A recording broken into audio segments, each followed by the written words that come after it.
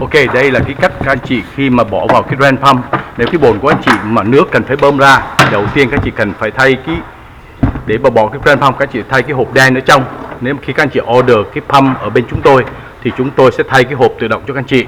Nhưng mà khi các anh chị muốn thay cái pump trong khi cái bồn đã ở trong tiền của anh chị thì đầu tiên là các anh chị cần phải thay đổi cái hộp điện này. Cái hộp điện này nó có 3 chấu, 1, 2, 3, hai cái e, một cái bên này và một cái bên kia, và một cái plug in.